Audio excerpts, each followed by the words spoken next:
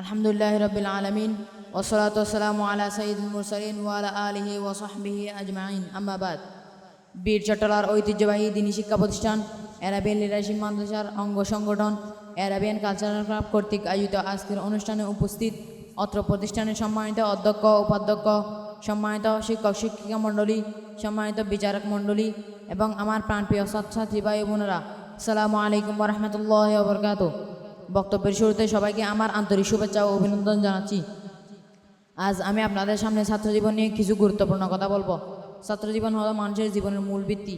এই সময় আত্মগঠন, চরিত্র গঠন ও জ্ঞান অর্জনের সবচেয়ে উপযুক্ত সময়।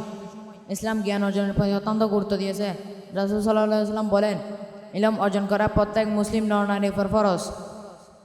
ছাত্রজীবনে অনেকগুলো দায়িত্ব আছে, তার মধ্যে প্রধান পাঁচটি হলো: সময় সঠিক ব্যবহার, ইলম অর্জনে মনোযোগ, শিক্ষক ও অভিভাবকদের সম্মান, দিন ও দুনিয়ার জ্ঞান অর্জনের চেষ্টা, নৈতিক ও আদর্শ চরিত্র গঠন করা। কোরআনে আল্লাহ বলেন, বলুন যারা জানে আর যারা জানে না তারা কি সমান? সূরা জুমার আয়াত নম্বর 9।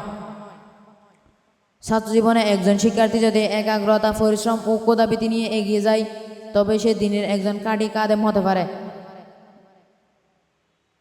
পরিশেষে বলবো, আসুন আমরা ছাত্রজীবনের মূল্য উপলব্ধি করি এবং ইসলামের জ্ঞান অর্জনে নিজেদের গড়ে তুলি, জীবনের প্রতিটি ক্ষেত্রে সফলতা অর্জন করি।